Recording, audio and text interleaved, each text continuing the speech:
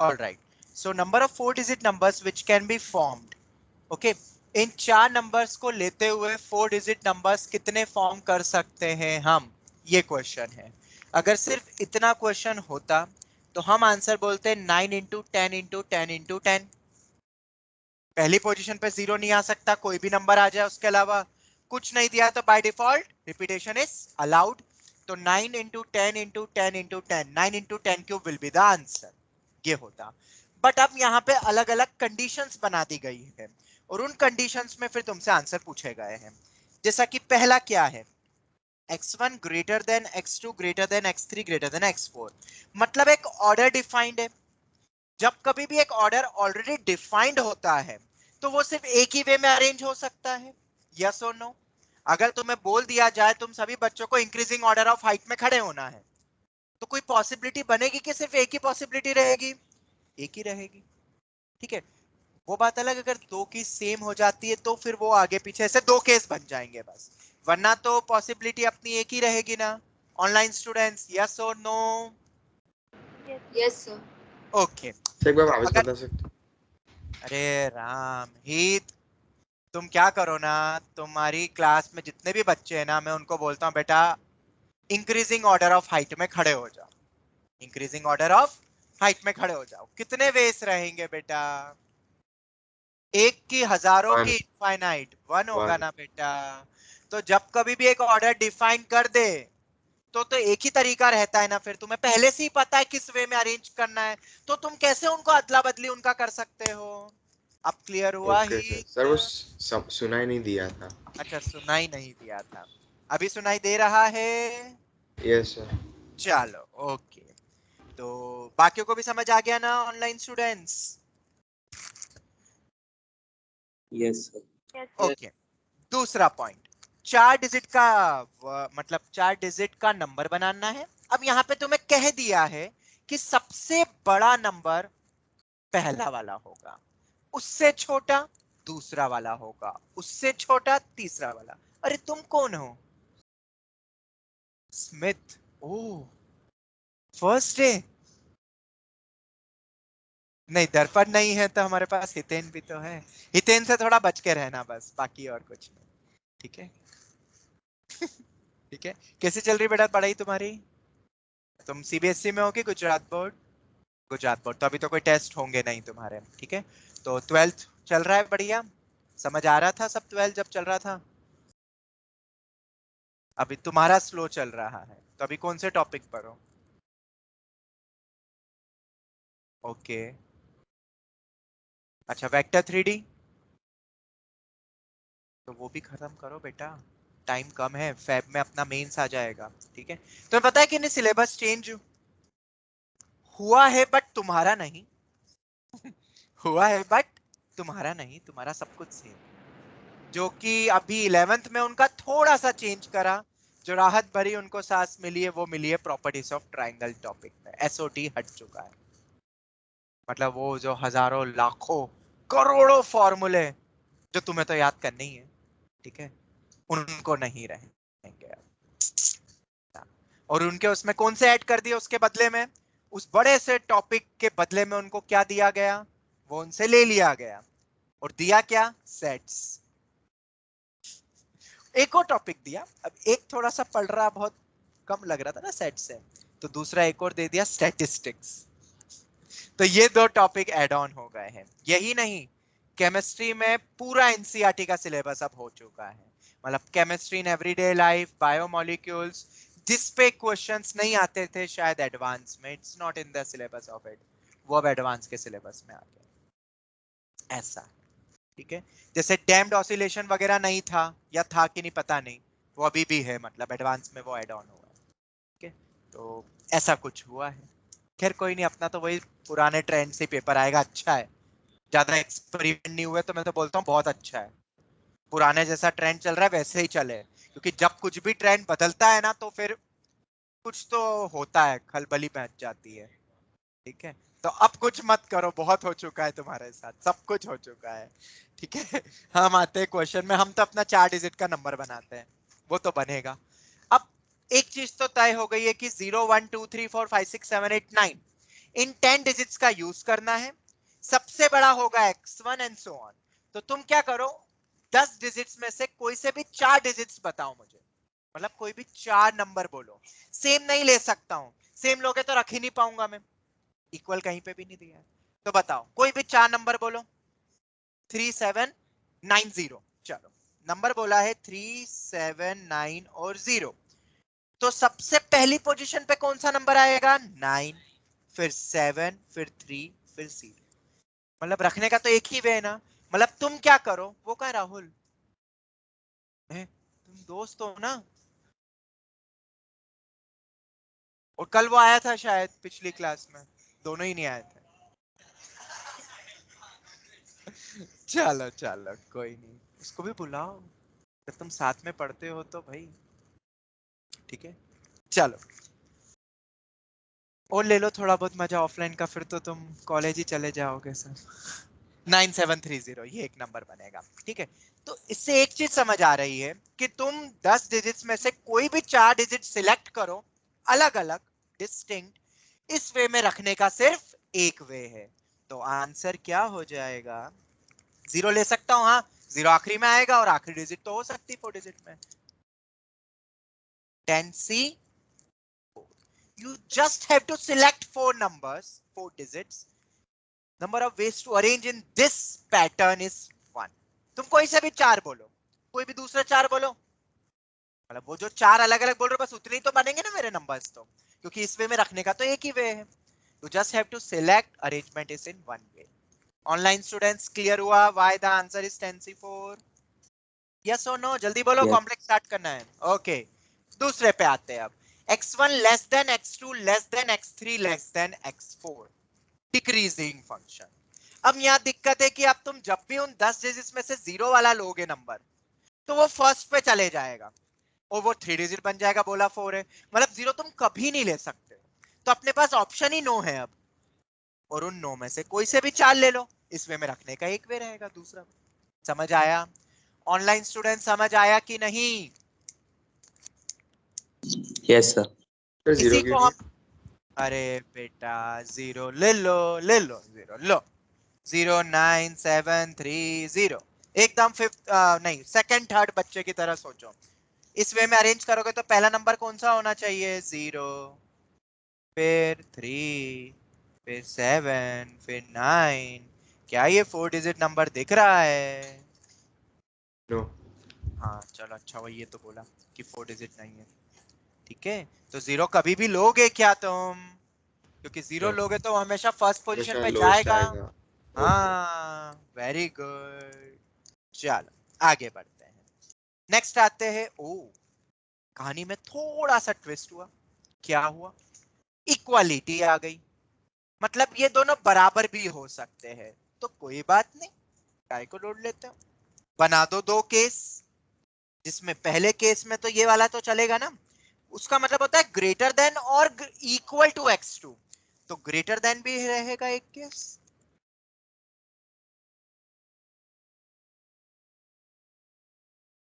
ये हो गया, तो पहले वाले केस में आंसर तो फिर से 10C4 हो जाएगा, 0 ले सकता हूं। और दूसरे में आप 10C3 लेंगे, क्यों? क्योंकि तुम्हें कायदे से 3 ही नंबर लेने हैं, क्योंकि 2 तो सेम है ना यार, तुम 3 ही नंबर लो, जैसे कि 973, तो 9973 ऐसे ही नंबर होगा ना। 4 ले लोगे तो रखोगे का चौथे को? समझ आया कि नहीं? Yes sir. आंसर हो गया 10C4 प्लस 10C3, 2 केस बने ना। तो ऑब्वियसली फोर्थ वाला भी तुम अब कर लोगे, उसमें केसेस बढ़ जाएंगे। एक तो सब ग्रेटर,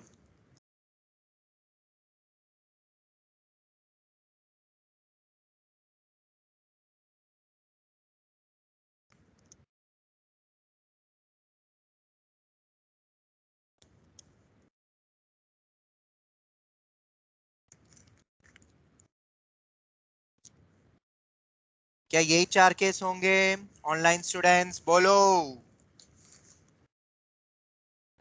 Yes, sir. बस हो गया, बहुत इजी है अब तो। 10C4 पहला ग्रेटर है ना, तो 0 आखिरी में ही जाएगा, 0 चल जाएगा। 10C3, 10C3, 10C2, दो ही नंबर लेने हैं। जो x2 होगा वही x3 होने वाला है, वही मतलब जो छोटा वाला है वही तीनों। इन सबको क्या कर दो, ऐड कर दो। Is that clear online students? Is that clear to you? Yes और no? Yes, sir. Yes, sir. Okay चलो, तो ये तो छोटे फोटे तो सब हो गए। अब यही फंक्शन में कैसे आते हैं, increasing function, decreasing function, F of I करके लिखते हैं ना, इस टाइप से। For I greater than J, F of I greater than F of J, याद है कि नहीं? तो ये अपना स्ट्रिक्टली इंक्रीजिंग टाइप के फंक्शन हो जाएंगे। तो कितने स्ट्रिक्टली फंक्शन इंक्रीजिंग फंक्शन बन सकते हैं, तो मैं दे देंगे कितने में से कितने लेने हैं, पता है ना, समझ आ गया ना? ठीक है, उस टाइप में भी बन जाते हैं क्वेश्चन। बोलोगे तो एक आध क्वेश्चन दे दूंगा वो वाले टाइप का भी, ठीक है, फंक्शन वाला अलग से दे दूंगा। अब आते हैं अपन फिफ्थ और सिक्स्थ पे। तो अब ऐसे केसेस बनाने जाओगे तो लंबा हो रहा है ना, पर हाँ वो भी एक तरीका है। पर अगर मैं 8 डिजिट का नंबर बोलूं और सब में ग्रेटर देन और इक्वल टू है, छोड़ दोगे तुम? करोगे क्या? जब दो एक से चार बने, एक से दो बने, तो चार से कितने बनने वाले हैं? बहुत बनेंगे केसेस, तुम खुद ही कंफ्यूज हो जाओगे, छोड़ ही दोगे, फिर वैल्यू और निकालो ऐड अप करके। पर वो बात अलग है कि वो सीरीज सॉल्व हो जाए, NCR plus NCR minus one, N plus one CR होता है, तो क्या पता उस लॉजिक से शायद वो क्रैक हो या ना हो, या कोई प्रॉपर्टी ना लगे, तो यू हैव टू ऐड। तो क्या कोई डायरेक्ट तरीका है फिफ्थ क्वेश्चन करने का? हाँ जी हाँ है। तो सर क्या है, देखें, थोड़ा अलग, थोड़ा सा different, but yes we have studied, हमने इंटीग्रल सॉल्यूशन पढ़ा है। सर इधर कैसे इंटीग्रल सॉल्यूशन होगा? होगा कैसे, जरा देखते हैं।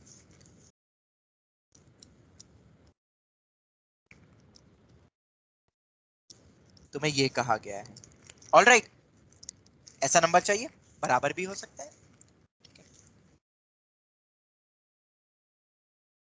4 डिजिट नंबर बनाना है अपन को। आउट ऑफ अपने पास कितने ऑप्शन है, 0 1 2 3 4 5 6 7 8 9, ये डिजिट्स लेने हैं। पर याद रखना, मैं जितने केस बताऊंगा उसमें एक केस कम करना पड़ेगा, बताओ कौन सा? सब 0 हो गए, वो फुलफिल तो कर रहा है, बट क्या वो बाकी और, क्योंकि वो 4 डिजिट नहीं, वो तो सिंगल, अरे 0 है ना यार, वो तो क्या बोलूंगा मैं, सिंगल डिजिट ही बोलूंगा, ठीक है। बाकी और केस में ऐसा नहीं होगा, जैसे 0 और 1 लिया तो स्टार्टिंग पोजीशन में कभी 0 आएगा ही नहीं, ठीक है, वो 1 0 ही होगा फिर, अगर ऐसा कुछ होगा तो एक केस आखिरी में याद रखना, हट रहा है वो 0, सिर्फ 0 वाला नंबर, ठीक है, क्योंकि हमें 4 डिजिट बनाना भी है। बाकी में कोई दिक्कत नहीं है, 1 ले लो तो चारों 1 ले ले इक्वल, बाकी नंबर्स में चलेगा, ठीक है। तो अब देखो मैं क्या कर रहा हूँ, थोड़ा डिफरेंट है, ध्यान से समझना।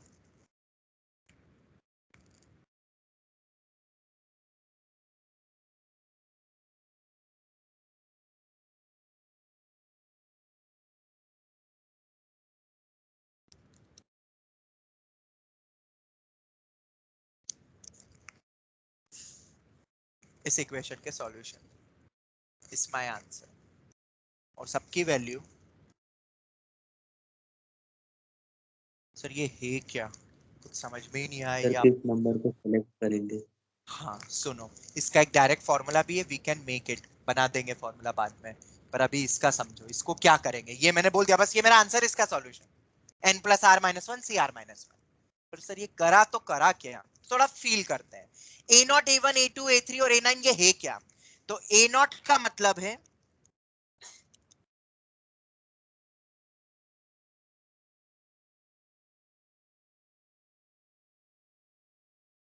ये जो 4 डिजिट का नंबर बनाना है ना, उसमें जीरो कितने यूज कर रहे हो तुम, अगर कर रहे हो तो कितने नंबर ऑफ जीरो, रिपीटेशन भी हो सकता है ना, इक्वालिटी है। तो A1 का मतलब क्या होगा?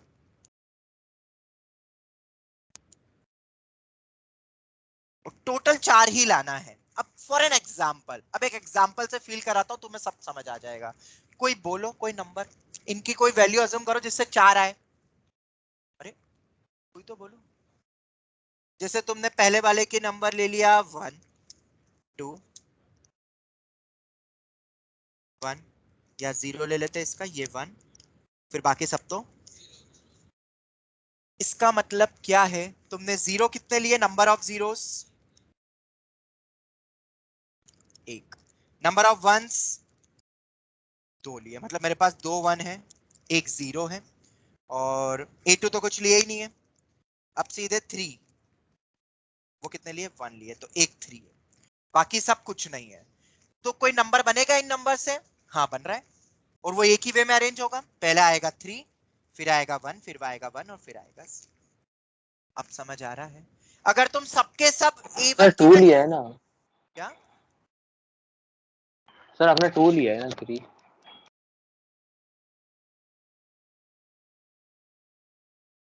क्या बोल रहे हो तुम? ये 0 वाले कितने यूज कर रहे हैं, 1 वाले कितने यूज कर रहे हैं, 2 वाले कितने यूज कर रहे हैं, 3 वाले कितने यूज कर रहे हैं, तो 3 वाला 1 यूज करा ना, तो एक 3 यस सर। ये आ गया एक नंबर। अब तुम मान लो A2 की वैल्यू 4 ले लो, बाकी सबकी 0, ये भी एक सॉल्यूशन होगा ना इस इक्वेशन का। इसका मतलब तुमने 4 2 लिए और नंबर बनाया 2 2 2 2। क्या ये नंबर वैलिड है, इस कंडीशन को सेटिस्फाई कर रहा है? बिल्कुल कर रहा है, तो इक्वल भी आ जाएगा, वो भी काम हो जाएगा। दिस इज द बेस्ट वे।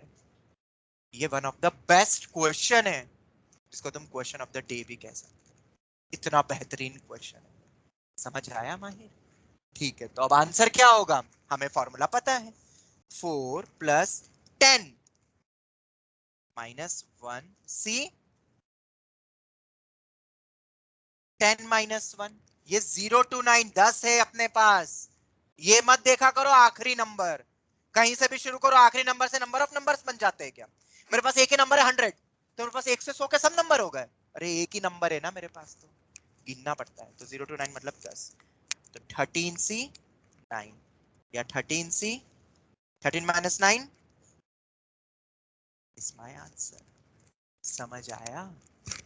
पर ये भी मेरा आंसर नहीं है, क्योंकि तुमने अगर सब A0 की वैल्यू 4 ले ली, बाकी कोई केस में दिक्कत नहीं होगी। बस एक ही केस ऐसा है जब A0 की वैल्यू 4 ले लो, बाकी सब 0 ले लो, मतलब 0 0 0 0। It is not a 4 digit number. तो आंसर 13C 4 में से एक, this will be my answer. ये -1 ही तो मेन है, and that is important for IIT JEE definitely. इतना सब सोचने के बाद भी गड़बड़ कर सकते हो। तो this is the expected variety, जो आज तक नहीं पूछी गई है पर अब पूछी जाएगी। बाकी तो ऐसे बहुत वैरायटी ये भी बताया हुआ है, तुम अगर मेरे लेक्चर्स देखोगे तो ये सब क्वेश्चन दिए, उसमें सब करवाए मैंने 11th में। सो ऑनलाइन स्टूडेंट्स क्लियर हुआ? क्वेश्चन नंबर 5th,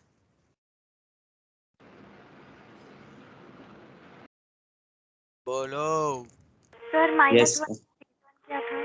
बेटा। अगर मुझे 4 लाना है तो तुम ये भी ले सकते हो ना, एक केस 4 और बाकी सब 0। 4 A0 की वैल्यू 4 ली, मतलब number of zeros used are 4, मतलब 4 0 है मेरे पास। तो ये भी एक नंबर इसके अकॉर्डिंग तो करेक्ट लग रहा है, इक्वालिटी है। पर ये 4 डिजिट नंबर नहीं है ना 4 0 वाला, तो सिंगल डिजिट हो गया ना, 4 0 का मतलब 0 ही होता है। 4 डिजिट नंबर भी तो बनाना है ना अपन को, इसके कारण दिक्कत हुई। अगर 4 डिजिट पासवर्ड बनाना होता तो वो -1 वगैरह कुछ नहीं आता। अब क्लियर हो गया बेटा? Yes sir. तो ये वाला एक केस हटेगा। आगे बढ़ते हैं, आखिरी क्वेश्चन इसमें, 6th वन। अब 6th क्या है? x1 less than equal to x2 less than equal to x3 less than equal to, sir 12C8। हाँ ये भी देख लेते हैं अब एक बार। इसमें हम बोलेंगे A0 plus A1 plus A2 up to A9 is equal to, कितना सर दिया हुआ है? A0 क्या बोल रहे हो बेटा? A0 नहीं आना चाहिए। हाँ हाँ हाँ हाँ हाँ हाँ, कर रहा हूँ मैं, कर रहा हूँ, अभी चेंज करूंगा। 4 डिजिट का नंबर बनाना है अपन को। अब इसमें कभी भी तुम 0 ले ही नहीं सकते हो, क्योंकि अगर 0 लोगे तो वो सीधे धड़ाम से x1 पे ही जाएगा। एक लो, दो लो, एक जब मिनिमम एक होगा तो वो फर्स्ट पे जाएगा, तो वो 4 डिजिट रहेगा ही नहीं। तो इस बार तो ये लेंगे ही नहीं एक भी।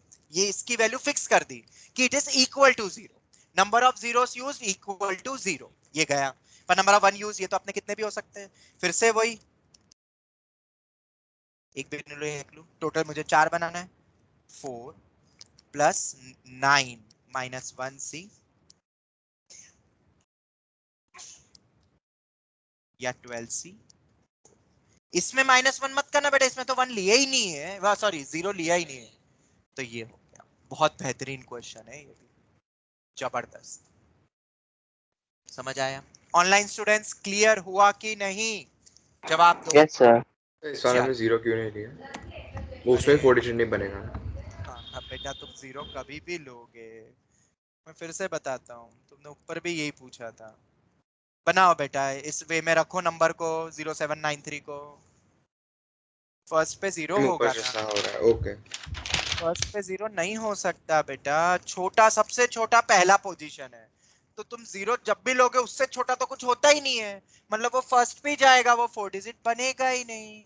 ओके, चलो। यस तो सर। अगर इतना क्लियर हो गया तो ये सेम क्वेश्चन फंक्शंस के लिए भी बन जाता है, और उसके लिए तुम बोलोगे तो मैं अपन फॉर्मूला ही बना लेंगे, फिर उसको घोट लेना तुम।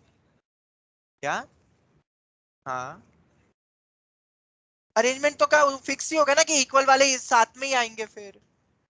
कोई एक नंबर ले ले, 7723। चलो, इसको रखने का एक ही तो वे है बेटा, 7 को उधर रखो, वो बंदा तो एक ही है ना, सेम ही है वो तो उसका अरेंजमेंट कैसे काउंट करेंगे हम? एक ही वे रहेगा ना हमेशा रखने का, तो सिलेक्शन के अपने पास अलग अलग क्राइटेरिया बन रहे थे। ठीक है, तो अगर सब पे इक्वालिटी हो तो मेरे ख्याल से दिस इज द बेस्ट वे जो मैंने बताया। एक आध पे है तो केसेस बना लो। समझ आया? क्लियर हुआ? ओके, चलो। तो ये सेम क्वेश्चन फंक्शन में भी देख ले।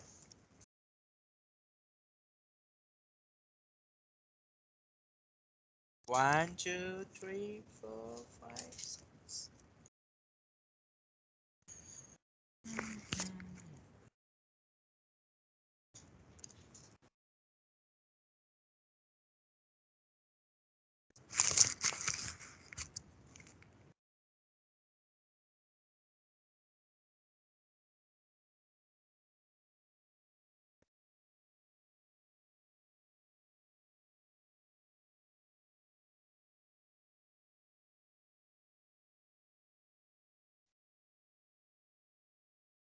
Number of increasing function, number of increasing function, increasing function का मतलब होता है ये, स्ट्रिक्टली ले रहे हैं हम बाय डिफॉल्ट। ठीक है, और फिर हम फॉर्मूला बनाएंगे m से n के लिए, फॉर्मूला भी बना लेंगे, घोट लेना फॉर मेंस। ठीक है, तो इसका मतलब क्या है स्ट्रिक्टली इंक्रीजिंग? जैसे कि मान लो तुमने 1 को क्या दिया, 1 को किससे कनेक्ट करा? 1 से भी कनेक्ट कर सकता हूं, ऐसा नहीं है। ये i है तो ये f ऑफ i है, i f ऑफ i बड़ा ऐसा नहीं बोला है। पर अगर अब तुम 2 लेते हो, ध्यान से सुनना, तो 2 बड़ा है ना 1 से, तो उसकी वैल्यू भी क्या होनी चाहिए? 1 से फिर बड़ी, f ऑफ j से बड़ी। यही होता है ना इंक्रीजिंग का मतलब। समझ में आया ना? जिसका इनपुट बड़ा उसकी वैल्यू भी बड़ी होगी। अब ऐसा भी हो सकता है f ऑफ 1 की वैल्यू -4 हो, वो भी पॉसिबल है, बट फिर f ऑफ 2 की वैल्यू -4 से तो बड़ी होनी चाहिए। समझ आ गया ना? वैल्यू कुछ भी हो सकती है, यहाँ पे एबीसीडी भी लिख सकता हूँ दूसरी तरफ। ठीक है, तो कितने वे बनेंगे? तो बहुत इजी है, इन 8 में से तुम 4 नंबर सिलेक्ट करो, उनको इसके साथ पेयरिंग बनाने का एक ही वे रहेगा। कोई भी 8 में से 4 सिलेक्ट करो, ये वही होगा ना स्ट्रिक्टली इंक्रीजिंग टाइप का। तुम 8 में से कोई भी 4 सिलेक्ट करो, कोई भी 4 बोलो, जैसे कि 3 5 7 8, तो 100% श्योर है कि 1 3 से कनेक्ट होगा, 2 5 से होगा, 3 7 से होगा, 4 8 से। 4 क्यों सिलेक्ट करें? क्योंकि मुझे 4 की पेयरिंग चाहिए थी। तो स्ट्रिक्टली डिक्रीजिंग भी इतने ही रहेंगे ना, उसमें जस्ट उल्टा हो जाएगा, पहला वाला 8 फिक्स हो रहा है ना, रखने का एक ही वे है, बस सिलेक्ट 4 करें क्योंकि 4 से पेयरिंग करनी है। कोई भी सेम भी नहीं हो सकता, इक्वालिटी थोड़ी ना है। समझ आया ऑनलाइन स्टूडेंट्स? बोलो। Yes sir. ये हो गया, ये तुम्हारे एग्जाम्स में पूछ सकते हैं। Third one, number of bits में भी बहुत आते हैं इस टाइप के क्वेश्चंस, एक आध हर साल आता है। अब आता है मेन पार्ट, नॉन डिक्रीजिंग की अगर मैं बात करूं तो इसके लिए तो फॉर्मूले बना लेंगे, और यहाँ पे अगर 0 भी होगा तो भी चलेगा, यहाँ कोई 4 डिजिट नहीं बनाना है। अरे कोई भी किसी से भी 0 से पैर भी हो जाएगा, यहाँ मत सोचना कि पहला वाला 0 से नहीं हो सकता। अरे वो 4 डिजिट नंबर में दिक्कत हो रही थी, ठीक है, नॉन डिक्रीजिंग फंक्शन। तो अब क्या करोगे, अब इक्वालिटी भी आ जाएगी, और ये क्या अपने ऊपर वाले जैसा नहीं लग रहा है, ऊपर वाले जैसा ही लगेगा। तो अब अपन कैसे करेंगे इस क्वेश्चन को क्रैक, नॉन डिक्रीजिंग फंक्शन या नॉन इंक्रीजिंग, दोनों की वैल्यू सेम ही आने वाली है। कोई सोच सकता है? मतलब नॉन डिक्रीजिंग का मतलब समझ में आया, नॉन डिक्रीजिंग मतलब जो घटे नहीं, मतलब मान लो 1 3 से कनेक्ट हो रहा है, तो 2 3 से भी हो सकता है, या 3 से बड़े वाले से भी हो सकता है, मतलब इक्वल भी हो सकता है। तो ऐसे तो बहुत केस बन जाएंगे। तो कोई वे, कोई तरीका, चलो देखते हैं, देखते हैं।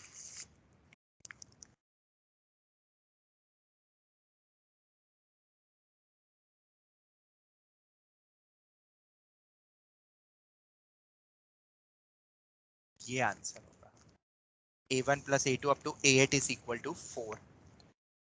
ठीक है, समझाऊं अब एक एग्जांपल लेके, बनाओ इन 8 का सम, ये जो a1 से a8 के लिए इधर वाले जो है, फिर मैं फॉर्मूला बना के दे रहा हूँ, एक एग्जांपल से समझा रहा हूँ। बनाओ इन 8 में से किसी भी कोई भी वैल्यू लो जिससे 4 आए, सबकी वैल्यू ग्रेटर देन और इक्वल टू 0 है, कोई भी बोलो। जैसे कि तुमने पहले वाले को 1 दे दिया, इसको 3 दे दिया, या इसको 2 दे दिया और आखिरी 8 वाले को 1 दे दिया, बाकी सब 0 0। मतलब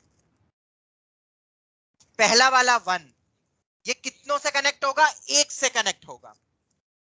1 from n once connected with m वाले से। तो अब a2 का मतलब क्या हो जाएगा, a2 की वैल्यू को मैंने 2 बोला है, मतलब जो 2 है वो ट्वाइस कनेक्ट होगा। रखने का वे तो अभी अपन देखेंगे विथ m। और बाकी सब a3 ये सब कुछ भी नहीं, फिर a8 आता है, 8 की वैल्यू 1 बोली है, तो 8 वंस कनेक्टेड। ठीक है, मतलब बना सकते हो, एक फंक्शन बनाओगे 1 2 3 4 1 2 3 4 5 6 7 8 1 once is connected with m। मतलब मेरे पास क्या क्या मैं बता देता हूँ, रुको रुको रुको एक बार बता देता हूँ। मेरे पास कितने कितने यहाँ पे 1 एक बार यूज हो रहा है, 2 कितने से कनेक्ट हो रहा है, 2 से हो रहा है, और 8 8 कितने कनेक्ट हो रहा है, 1 से कनेक्ट हो रहा है। यही 4 को पेयरिंग करनी है ना।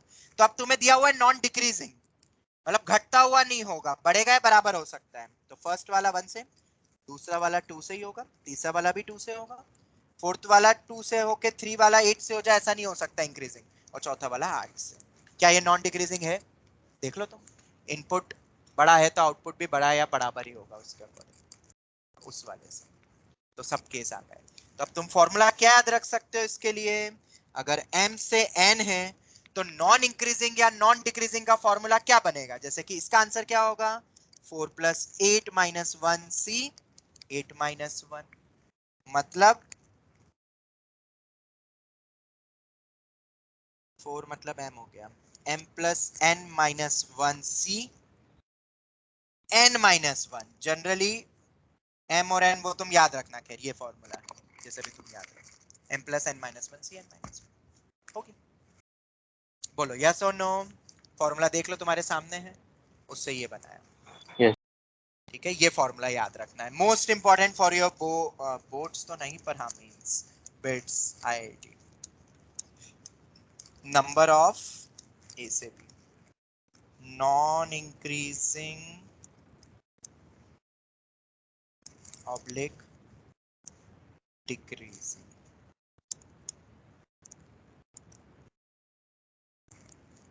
ये हो गया। ठीक है, तो ये अपना पूरा पार्ट हो गया नॉन इंक्रीजिंग नॉन डिक्रीजिंग का। ठीक है, इसी के बाद अपना जो दूसरा पार्ट इसमें और आ जाता है, मतलब ये अपना प्रोबेबिलिटी में पीएनसी जा रहा है, अभी कॉम्प्लेक्स खैर हुआ नहीं, एक दिन और चले जाएगा अपना, कोई बात नहीं, पर अब ये याद रख लोगे ना, अब ये एंड तक याद रखना है बेटा, टिल आईआईटी। अब मैं कितनी बार बार बार बताऊंगा ये चीजें। ठीक है, चलो, और इन पे क्वेश्चन आएंगे, थोड़ा सा पेशेंस रखना बस, सब पे आ सकते हैं क्वेश्चंस, में वैरायटीज ज्यादा बन जाती है। कोई भी एक वर्ड बोलो, ये तो खत्म हो गया, कोई भी अब एक वर्ड बोलो। हाँ बाप रे, स्पेलिंग ही मतलब थोड़ी LETTER यही है ना. Number of words which can be formed such that vowels should be in alphabetical order. Low vowels है ई, लिया भी वो एग्जाम. कॉन्सोनेंट ले लेते हैं. Should be in alphabetical order. क्या यहाँ पे भी कुछ ऑर्डर डिफाइन करा है? तो ऑर्डर डिफाइंड होता तो अपन अरेंजमेंट काउंट करते क्या? फिर नहीं, एक ही वे रहता है. तो अगर ऐसा क्वेश्चन आता है अल्फाबेटिकल ऑर्डर टाइप का, मतलब बीच में ई आ सकते हैं, हमें उनसे कोई मतलब नहीं है. जैसे बॉयज गर्ल्स लाइन में खड़े असेंबली में, boys should be in ascending order में अरेंज होना है, तो गर्ल्स उनके बीच में कहीं पे भी अरेंज हो सकती है ना. मैं जब देखूंगा तो मैं सिर्फ बॉयज को देखूंगा, गर्ल्स से मुझे कोई मतलब नहीं है. और इसका मतलब ये नहीं कि बॉयज आपस में इकट्ठे कॉन्जिक्यूटिव अटैच होंगे, खड़े होंगे, नहीं. बीच में गर्ल्स भी हो सकती है, या कॉन्जिक्यूटिव खड़े हो जाएंगे बॉयज में, वो भी चलेगा. मतलब गर्ल्स कहीं पे भी हो, हमें कोई मतलब ही नहीं, हम सिर्फ बॉयज को देखेंगे. समझ में आ गया? मतलब जब भी इस टाइप का क्वेश्चन आता है, ऑर्डर डिफाइन कर दे या उस टाइप के, बहुत मतलब इसमें भी वेराइटीज है क्वेश्चंस की, तो हमें पता है कि अरेंजमेंट तो क्या होता है, लेना नहीं रहता है, तो हम उनको आइडेंटिकल ट्रीट कर लेंगे. Treat them as identical of one kind. एक से ज्यादा काइंड होगा तो उसको अदर वाला बोलेंगे. Treat them as identical of one kind, मतलब सभी को सेम मान लो, ताकि उनका अरेंजमेंट ट्रीट नहीं, क्योंकि सेम में ही हम अरेंजमेंट नहीं लेते हैं. L T T और R, ये चारों को अपन सेम मान लेंगे. सेम मतलब कोई एक दे दो लेटर उनको ताकि समझ में आ जाएगा. P ले ले, P P P P, वो दूसरे से मैच नहीं होगा. तो P P P P E और E, बस इसका अरेंजमेंट जितना होगा उतने मेरे नंबर ऑफ वर्ड्स बनेंगे. कितना होगा?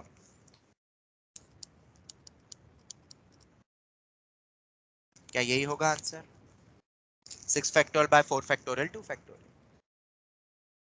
है. P का अरेंजमेंट क्या बोल रहे हैं? क्लियर हो गया? ठीक है. बाकी नॉर्मल लेना है, बाकियों को तो जैसे नॉर्मल लेना है, पर वहां दो ही अनफॉर्चुनेटली या फॉर्चुनेटली वो सेम ही थे. कोई दूसरा वर्ड ले लेते हैं. जो IIT JEE में आया था वो था 2005 में, जो आया था वो था वर्ड गार्डन. और गार्डन में बोला था vowel should be in alphabetical order. ये क्वेश्चन आया था IIT JEE में. कोई गैप है कुछ नहीं, अरेंजमेंट होता है उन सब में. गार्डन बोलो, इसमें बोलो. 1 2 3 4 5 6, ए और ई दोनों को क्या मान लो? सेम. मतलब कोई वर्ड दे दो, एम ले ले, एम, दोनों को एम एम दे देते हैं. तो GMRDM और N, बताओ कितने बेस बनेंगे? 6 फैक्टोरियल बाय, और भी अगर कुछ सेम हो तो डिवाइड करते हैं, जैसे यहाँ दो ही सेम थे, नॉर्मल अरेंजमेंट जैसे करते हैं. थर्ड, इसी में गार्डन में वॉवेल्स भी अल्फाबेटिकल ऑर्डर में होगी, और कॉन्सोनेंट अपने आप में अल्फाबेटिकल होंगे. सबको अल्फाबेटिकल नहीं बोला, फिर तो एक ही वे रहेगा. अरे सबको बोल दिया असेंडिंग ऑर्डर में खड़े रहो, तो फिर एक ही वे रहेगा ना. कुछ पर्टिकुलर में ऑर्डर दे रहा जा रहा है तो उनको सेम मान लो, ताकि उनका अरेंजमेंट नहीं काउंट होगा और उतने फैक्टोरियल से अपन डिवाइड कर लेंगे. बस ये लॉजिक है. ठीक है. ऊपर तो कह रहा था सबके लिए वो सेम ऑर्डर हो रहा था, तो अपन एक ही वे में अरेंजमेंट का एक ही वे बन रहा था. पर कुछ सेम हो कुछ अलग हो तो उसमें अपन नॉर्मल अरेंजमेंट जैसे करते हैं वैसा करना है, जैसा अपन यहाँ कर रहे हैं. कॉन्सोनेंट भी अपने आप में अल्फाबेटिकल में रहेंगे. इसका मतलब वही हो गया, जब अगर बॉयज और गर्ल्स खड़े असेंबली में, तो बॉयज अपने आप में असेंडिंग ऑर्डर में खड़े रहे, गर्ल्स अपने आप में डिसेंडिंग ऑर्डर में खड़ा रहे, तो दोनों अलग अलग काइंड के हो गए ना. तो एक को काइंड ऑफ वन काइंड मान लो, एक को सेकंड काइंड मान लो. तो ए और ई को मान लेते हैं, दोनों को पीपी मान लेते हैं. और GRDN को क्या मान लेते हैं? सबको जी मान लेते हैं. जी जी जी जी, तो जी जी जी जी पीपी. 6 फैक्टोरियल बाय 4 फैक्टोरियल, इसलिए बोला था वन काइंड मान लेना है उसको. ठीक है. तो ये ऑर्डर वाले हो जाएंगे. थोड़ा सा पढ़ लेना क्वेश्चंस में. आप तो ऑनलाइन स्टूडेंट्स बोलो. Yes sir. ये हो गया. ठीक है, तो अल्फाबेटिकल भी हो गया, इंक्रीजिंग डिक्रीजिंग, ये वाला पार्ट थोड़ा सा बाकी था और ये इंपॉर्टेंट पार्ट है। गैप मेथड जैसे इंपॉर्टेंट है, ये मैं बहुत इंपॉर्टेंट टॉपिक्स ले रहा हूँ जिसपे 99% श्योर है आ सकता है क्वेश्चन, इवन इन आईआईटी आया है। मैं वो टॉपिक्स पिकअप कर रहे हैं, बाकी तो बहुत सारे क्वेश्चंस है, तुम कर लेना। बाकी तो मैं एक एक बार बता रहा हूँ इंपॉर्टेंट टॉपिक्स के। अब एक क्वेश्चन और बनता है आखिरी, बस वो करके अपन इस टॉपिक को वाइंड अप कर सकते हैं। मैंने वो वाले भी नहीं बताए तुम्हें, number of zeros at the end of factorial, R factorial में कितने जीरो में एंड होंगे, या आर टू जैसे दे दिया 100 फैक्टोरियल में 2 की पावर कितनी बनेगी, ये सब दिए हुए रेगुलर क्लासेस में तुम देख लेना, नोट्स में और लेक्चर्स में। एक अपन और लेते हैं, नहीं नहीं ये अल्फाबेटिकल नहीं बेटा, ये तो हो गया। अब दूसरा, next variety, 5 identical dice are thrown, ठीक है, simultaneously। वो तो ठीक है, मतलब बोल दिया ना thrown. Number of possible outcomes,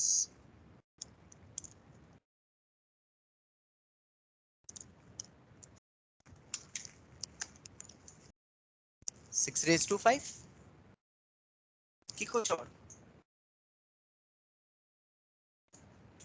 5 identical dice are thrown, number of possible outcomes, क्या 6 रेज टू 5 होगा?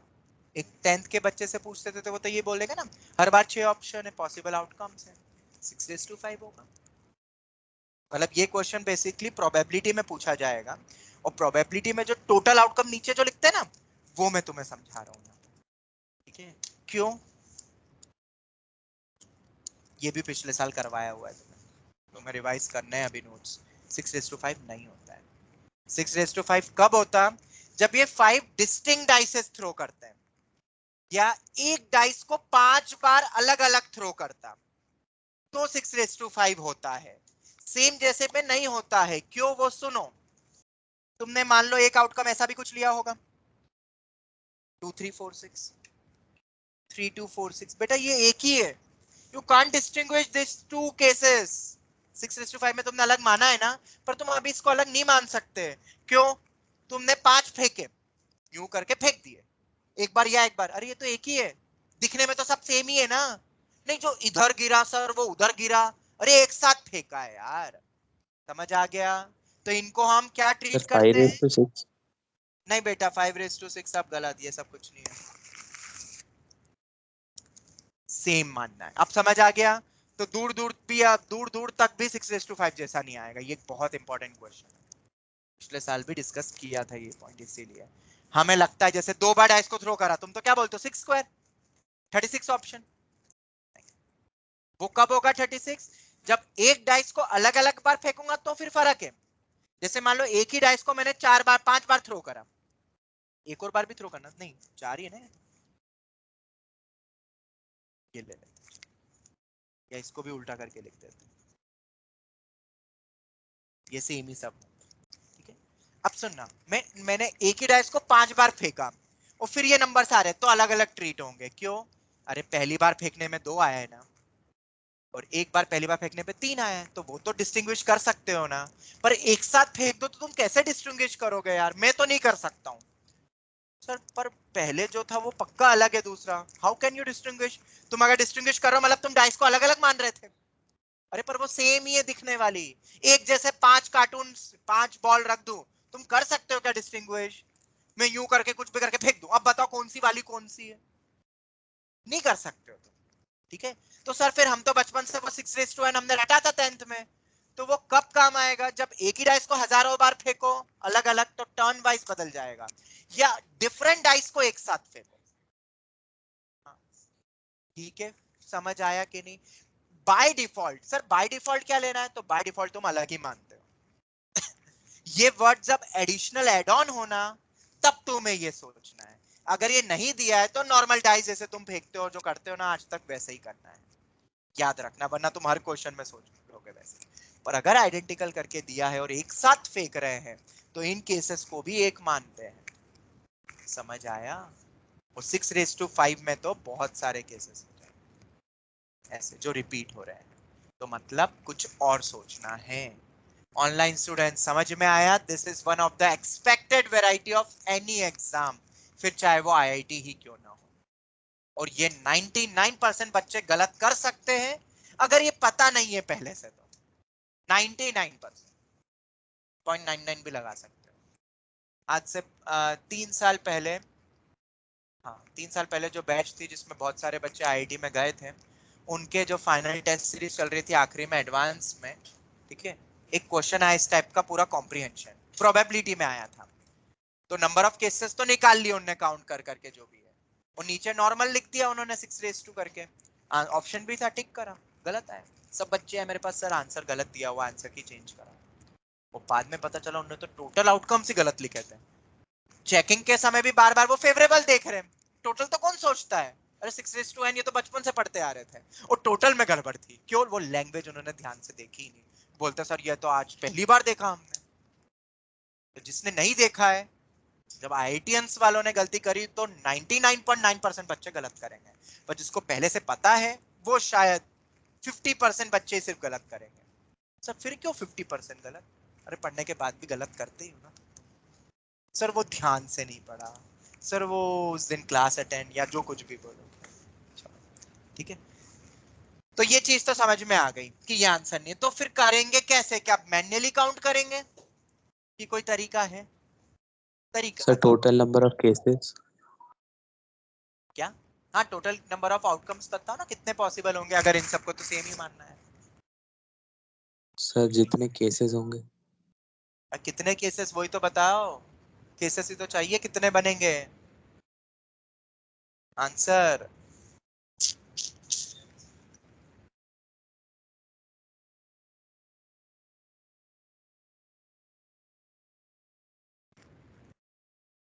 There are 2 ways to solve this problem. कितने ways?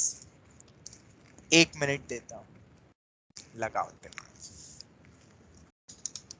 अब कॉम्प्लेक्स संडे से ही करेंगे, अब छोड़ो, आज कॉम्प्लेक्स करना था बट अब ठीक है, इसके बाद एक आध और बता दूंगा, एक लेक्चर और दे दिया मैंने। आज केमिस्ट्री का लेक्चर नहीं है, ठीक है ऑनलाइन स्टूडेंट्स, आज केमिस्ट्री का कैंसिल हो गया है लेक्चर। ओके।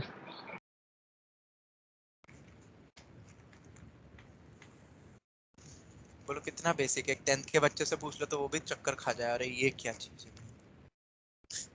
पर अब ये पूछेंगे आईआईटी में देखो कितनी छोटी छोटी सी चीज चेंज कर दो।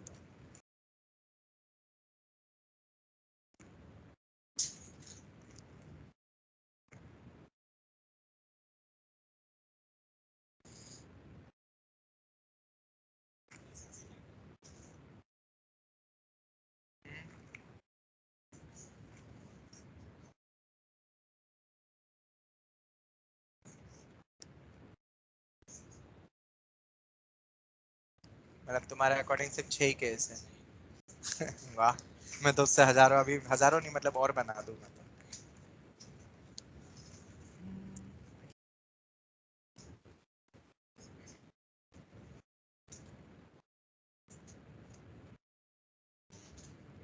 पांच की जगह डाइस को कम करूँ क्या?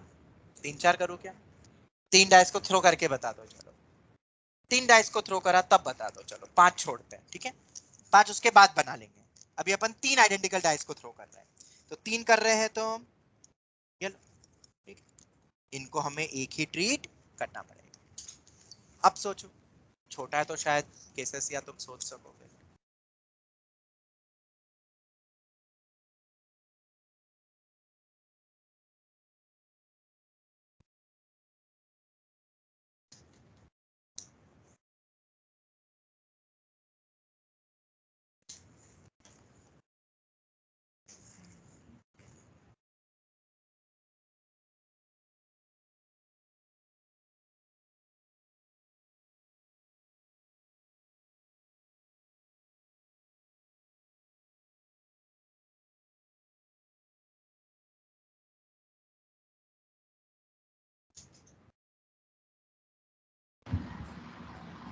3 में 42 आएगा। क्या बोल रहे हो बेटा? एक सेकंड रुको, मुझे निकाल लेना। 3 डाइसेस में 42 आएगा। 42? अच्छा, 42 केसेस आ रहे हैं टोटल।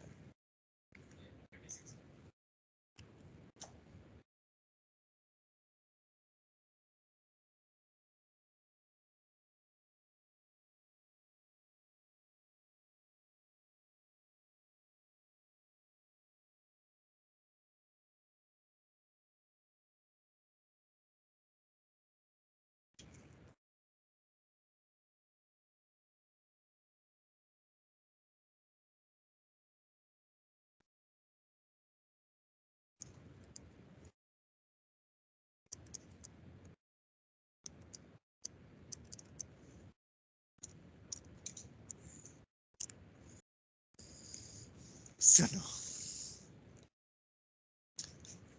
अब क्या लिखा है ये मैंने, फिर समझते हैं। तुम क्या समझ रहे हो? इंटीग्रल सॉल्यूशन बहुत इजी है।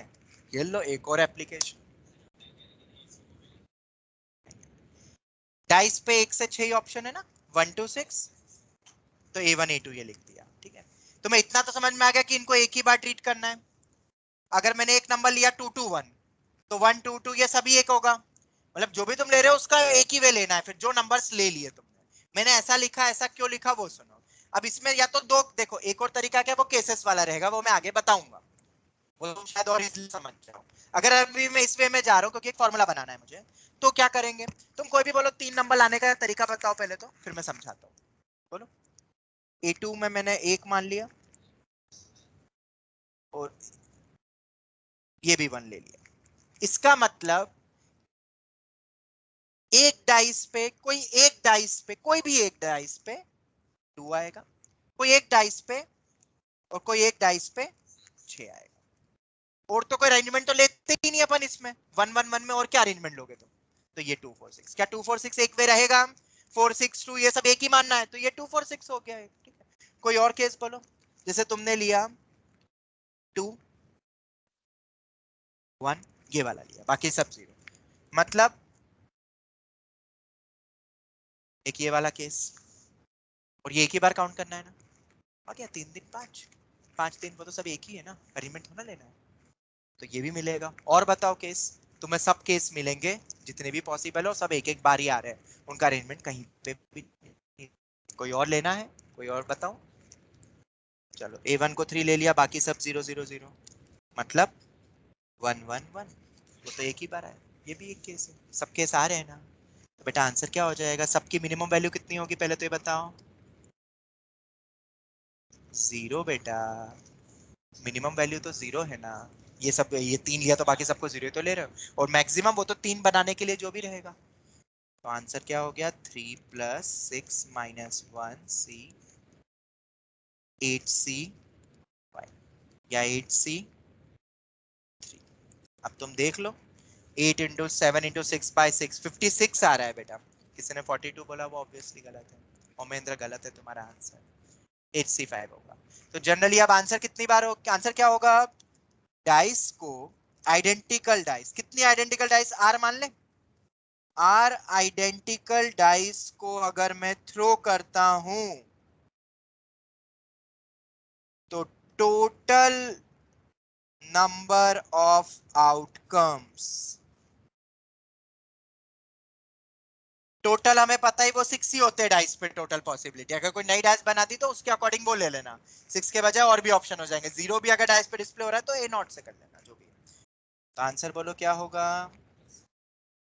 A1 + A2 up to A6 is equal to R, R + 6 - 1C, 6 - 1, मतलब R + 5C is my answer। समझ आया ऑनलाइन स्टूडेंट्स? और जिसको फील नहीं हुआ, तो अब method number 2, board sir approach. Multinomial से कर। मल्टीपल तो इसका प्रूफ ही हो जाएगा एक तरीके से, जहां से फॉर्मूला आया। फॉर्मूला डायरेक्ट लग ही रहा था तो अपन लगा देते ना। चलो मेथड 2 क्या है? बहुत इजी है। अपने पास ऑप्शन क्या है डाइस पे? और 3 पे डिस्प्ले करवाना है, ठीक है, 3 नंबर पर उनके अरेंजमेंट काउंट नहीं करना है। ये याद रखना है। ऐसा कोई क्वेश्चन, एक नॉर्मल प्रैक्टिकल क्वेश्चन भी आ सकता है, 10 चीजें उसमें से 3 लेना है, बट वो नहीं, मतलब समझ गए ना तुम, वैसे टाइप के। और उसमें सेम वाले भी हो सकते हैं, सेम भी हो सकते हैं, तीनों सेम, 2 सेम या एक सेम। एक सेम मतलब सब डिस्टिंक्ट ही हो जाएंगे, ठीक है। तो वही केसेस बना लो। पहला केस, जो 3 नंबर जो आएंगे, जो आ रहे हैं आउटकम में, ऑल आर डिस्टिंक्ट। एक ये केस बनेगा ना, ये तुम सोच सकते थे। वो तो टफ है, खैर बहुत टफ है सोचना, अच्छे अच्छे बच्चे नहीं सोच पाते ये वाला पार्ट। खैर तुम्हें बहुत सारे इंटीग्रल के करवा दिए अब मैंने। और ऊपर अपन वही तो देख रहे, reverse, non increasing, non decreasing, ये सब बहुत टफ चीजें हैं। ऑन स्पॉट नहीं सोच सकता है बच्चा पेपर में, बहुत टफ है, बहुत टफ। पूरे इंडिया में टॉप 100 बच्चे शायद सोच लें, अगर पहले से नहीं पता हो ऑन स्पॉट पेपर में। ऐसी चीजें थी। पर आजकल इन कंपटीशन वर्ल्ड में तो सब बच्चे सब पहले से ही पढ़ लेता है, टीचर सब पढ़ा देता है पहले। ऑल आर डिस्टिंक्ट हो, या 2 सेम हो और 1 डिफरेंट हो, या ऑल 3 सेम। ये 3 केस बनेंगे ना, जो भी आउटकम आएगा और उनका अरेंजमेंट तो लेना नहीं है, तो 3 केस ले लेते हैं, ठीक है। इन जनरल अगर 3 लेना होता तो मैं 63 बोलता, पर अब इसमें 2 भी सेम, मतलब ये ऐसे ही बन गया बेटा ये वाला। अगर तुम इसको रिलेट कर लो तो ये ऐसे ही बन रहा है, non increasing function, non decreasing function जैसा। नहीं बन रहा है क्या बेटा? बन रहा है। और वो हमने फॉर्मूला ऊपर बनाया है, वो घूम फिर के वही फॉर्मूले लग रहे हैं बार बार, ठीक है। तो तुम वो भी लगा सकते हो, पर वो एप्लीकेशंस देख रहे हैं अपन अलग अलग फॉर्मेट्स में। तो ऑल डिस्टिंक्ट 63, 2 सेम एक अलग, उसमें भी केसेस बनेंगे ना, ये 2 सेम, ये 2 सेम, उस टाइप से। तो 2 सेम एक अलग, मतलब अपन क्या कर सकते हैं, पहले तो मैं क्या करता हूँ, 6 में से कोई एक नंबर सिलेक्ट करता हूँ, जो कि कितनी बार आ रहे हैं, 2 बार आ रहे हैं। जैसा कि नंबर से करके लिख देता हूँ, कौन से नंबर 4 आ रहे हैं 2 बार। अब एक तो अलग लेना है ना, कितने ऑप्शन रहेंगे, 5। अरे बाकी में से कोई भी एक नंबर, ऐसे ही करूंगा ना, पक्का कि केसेस गिन गिन के बताऊं, 4 4 लिए या 1 1 ले लिया, फिर उसके करस्पॉन्डिंगली बाकी के 5। अरेंजमेंट तो कहीं ले नहीं रहे, तीनों सेम, तो 61। बस एक ही नंबर लो, उसको कितनी बार यूज करोगे, 3 बार। जैसे कि 4 4 4 ऐसा। चेक करें आंसर, 63 प्लस 61 इंटू 5 प्लस 61, 61 6 होता है, ये 36 30 होगा। ओ, कुछ गड़बड़ तो नहीं हो रहा है answer? 6 into 5 into 4 by 3 factorial 6, 20 आ रहा है, 56। ऊपर से कितना आ रहा था, वही था क्या, ये 56 ही था? हाँ मैंने वैल्यू नहीं निकाली इसलिए मुझे लगा अलग तो नहीं आ रहा है। चलो क्या, अलग आ भी नहीं सकता था, ये हो गया, ठीक है। और ये अपन इसको ऐसे भी करके भी सोच सकते, केसेस बना के, तीनों इक्वल, 2 इक्वल, ये 2 इक्वल, तीनों इक्वल, पता है ना। और फिर अरेंजमेंट 2 लेना है, 1 लेना है, वो अपन ने ऐसे गिन के कर लिया। कितने तरीके यार, कितने तरीके एक क्वेश्चन को सोचने के। और जिसमें ज्यादा तरीके वही तो आईआईटी का क्वेश्चन बनता है, और वही एक्सपेक्टेड होता है। तो ये समझ में आया कि नहीं, ये दूसरा केस समझ आया कि नहीं, दूसरा तरीका। केसेस बना लो। ये जेई जनरली जब पूछेगी तो वो ये वे में सोचते हुए देगी क्वेश्चन, कि बच्चे केसेस बना के सोचे, क्योंकि अरेंजमेंट काउंट नहीं करना है। वो केसेस क्यों बन रहे हैं, क्योंकि जब तीनों अलग है तो अरेंजमेंट लेना ही नहीं है, जब 2 अलग है 1 अलग है तो टोटल फिर वो अलग केस बन जाएंगे ना अपने, टोटल लेने ही सिर्फ 2 है नंबर, उस टाइप से।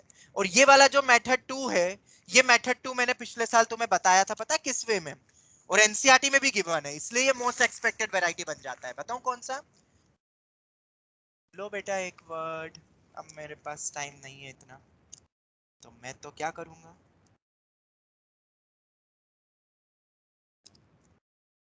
आखिरी लेक्चर में शायद बताया था कि, हाँ आखिरी लेक्चर में वो आया था,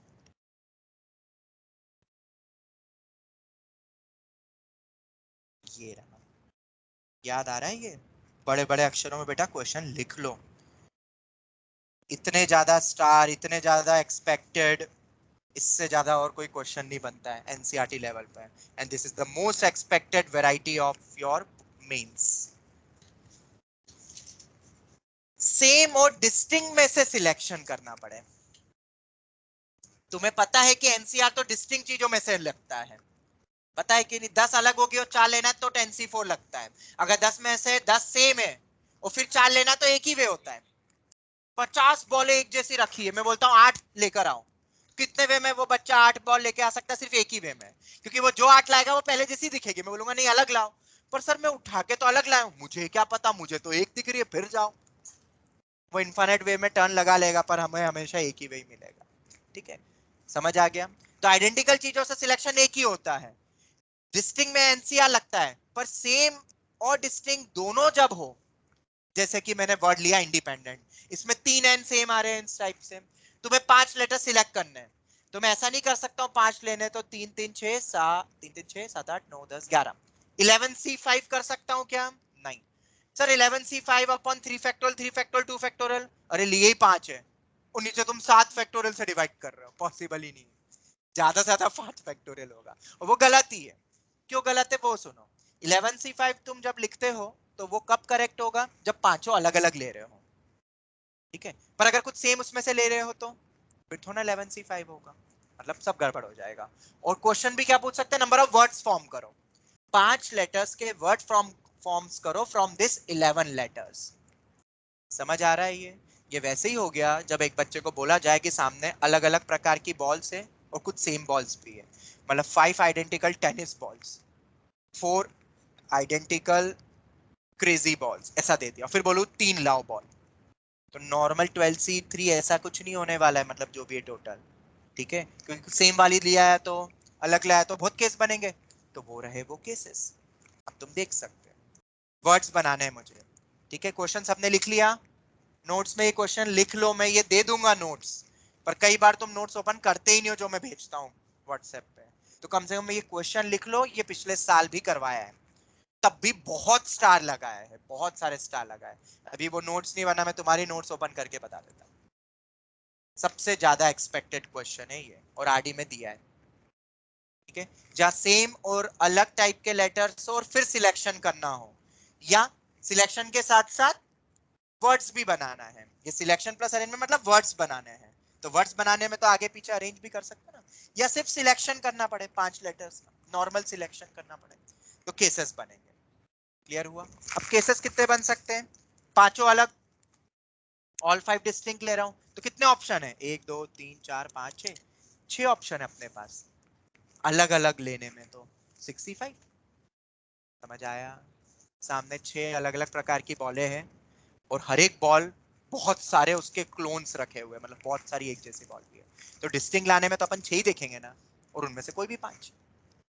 एनईडीपीटी, एनईडीपीटी, हाँ एनईडीपीटी, अरे एक और है ना, आई भी है, NEITDP वो भी है, पर कोई भी 5 लेने ना, तो वो एक एग्जांपल से बताया है कि मान लो हमने ये 5 लिए, ठीक है, और अगर मुझे वर्ड्स भी बनाना होता तो इनटू 5 फैक्टोरियल होता, बिल्कुल होता, 5 डिस्टिंक्ट उनका अरेंजमेंट 5 फैक्टोरियल वर्ड्स बनाने के। समझ आ रहा है ना? ये वैसी क्वेश्चन हो रहा है अभी जैसा अपन ने देखा केस बने एंड ऑल। चल आगे देखते हैं, 3 डिस्टिंक्ट 2 सेम, 3 डिस्टिंक्ट और 2 सेम, जैसे कि NIDEE, 3 अलग अलग और 2 सेम है। अब ऐसे कितने बन सकते हैं? तो पहले सेम वाले सोचो, सेम मतलब 2 2 लेने हैं तुम्हें, तो मेरे पास 3 ऑप्शन है उसमें भी, या तो 2D लूं, 2N लूं, पॉसिबिलिटी अपने पास है ना, तो 3 है तो 3C1, एक ही सेट लेना है ना 2 सेम का, तो 3C1 मतलब मेरे पास 2N आ गए, मतलब एक लेटर सिलेक्ट करो इनमें से, डी एन में से कोई भी एक लेटर सिलेक्ट करो, जैसे मैंने लिया सिलेक्ट करके एन, पर मैं एन एक नहीं उठा लूंगा, मैं कितने उठाऊंगा? 2 उठाऊंगा, और वो एक ही वे होता है, एक उठाओ या 2 उठाओ, ये रहा, तो 3C1 इंटू 5C3 क्यों?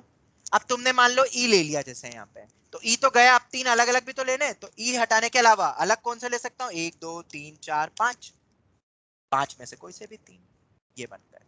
जैसे एग्जांपल बताऊं, यहाँ पे बनाया ना NIDEE, देख सकते हो। और कौन से केस बनेंगे? बस केसेस मत भूलना वरना गड़बड़ हो जाएगी। 3 सेम और 2 डिस्टिंक्ट, 3 वाले भी अपने पास 3 सेम वाले, देखो 2 ऑप्शन है, एन और ई, तो 2C1 होगा। अब मान लो तुमने एन ले लिए समझने के लिए, तो 3N हो गए, अभी 2 डिस्टिंक्ट और लेने, तो वो एन के अलावा किसी में से भी ले सकता ना, ई में से, डी में से, 1 2 3 4 5, ये क्या लिखा था यहाँ पे? 5C2, 2 लेने ना अपन को। चौथा case 3 same of one 2 same of other, तो उधर भी 2 ऑप्शन है। अब यहां ध्यान से सुनना, 2 ऑप्शन है n या e में से 2c1। अब मान लो तुमने n ले लिए, तो अभी मुझे 2 सेम और लेने दूसरे वाले, तो n तो गया अब अपने हाथों से, d या e में से ले सकते हैं ना, तो उधर भी 2c1 आ जाएगा 2c1।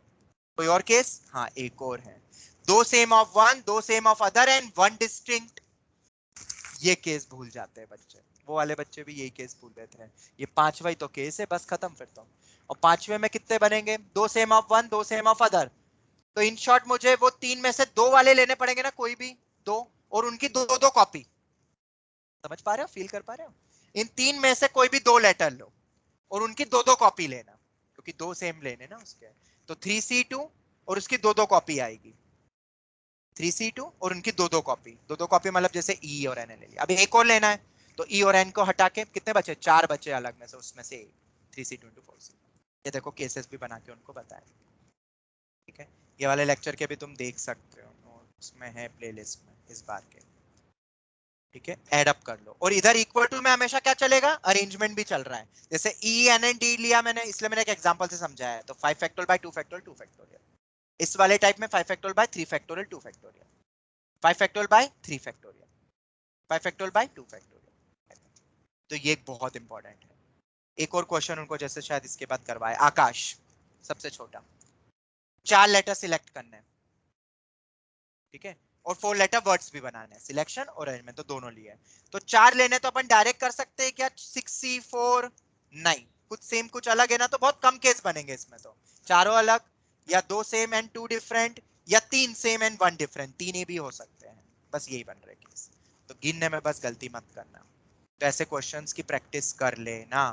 एक और मेथड बताई थी पिछले साल मैंने इसकी, ये वाली मल्टीनोमियल टाइप की, ये तुम देखना, ये मैं नहीं बता रहा हूँ। ये वाली मेथड के लिए तुम अपने नोट्स रेफर कर लेना और लेक्चर्स, ठीक है। तो ये वाला क्वेश्चन आपने लिखा ना नोट्स में? मैं फिर क्या करूं, ये वाला लेक्चर दे दूं? कैसे दूंगा मैं ये वाला?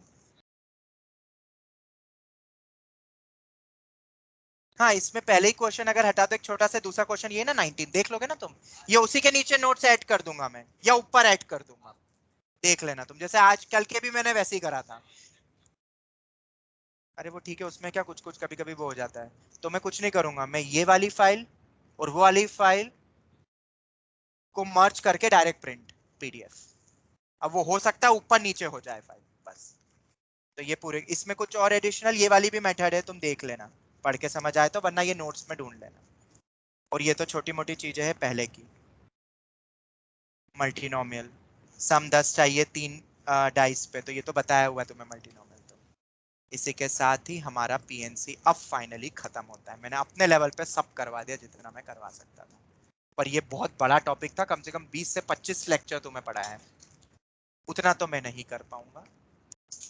बट हाँ, खास खास मैंने बता दिया। ये आखिरी बहुत इंपॉर्टेंट था, 100% आएगा इस पे क्वेश्चन। अभी तुम्हारे एफटी वगैरह सब यूज होंगे ना, उसमें आएगा, क्योंकि ये बच्चा नहीं दिमाग लगा पाता है ना। सेम और डिफरेंट में कुछ सिलेक्शन केसेस बनाओ, सब अलग, 2 सेम, वैसा। और जो आज अभी आखिरी क्वेश्चन हमने किया, ठीक है। तो हम यही वाइंड अप करते हैं, कोई बात नहीं, कॉम्प्लेक्स में हम नेक्स्ट क्लास से संडे से कर लेंगे, ठीक है। देख लेंगे, जैसा भी कुछ होता है मैं व्हाट्सएप कर दूंगा वो तो। चलो, तो हम यही वाइंड अप करते हैं। अब तुम अपने लेवल पे और प्रैक्टिस करो अच्छे से, ठीक है। Thank you very much. Thank you sir. Thank you, thank thank you, you sir. Thank you. Thank you, sir. Good day.